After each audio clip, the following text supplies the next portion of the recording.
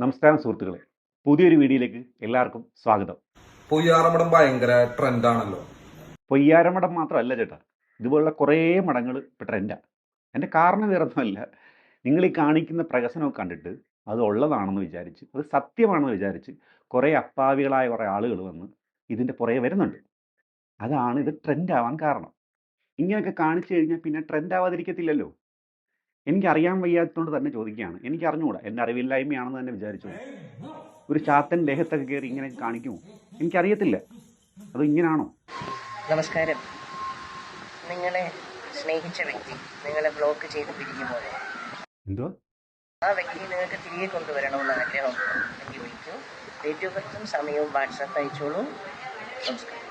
തെറ്റുകൾ ചെയ്യുന്നവരല്ല, തെറ്റുകൾ ചൂണ്ടിക്കാണിക്കുന്നവരാണ് പലപ്പോഴും ഒറ്റപ്പെട്ടു പോകുന്നത്. സത്യമാണ്, അണ്ണൻ പറഞ്ഞ സത്യമാണ്. ഞാൻ ഒരു കാര്യം വ്യക്തമായിട്ട് പറഞ്ഞോട്ടെ.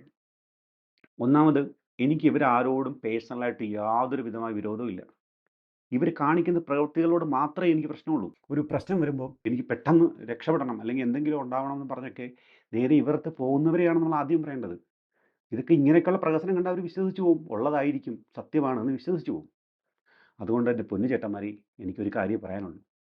നിങ്ങൾ ഈ വിശ്വാസത്തെ വിറ്റ് ഇങ്ങനെ തിന്നാതെ. എന്തിന്?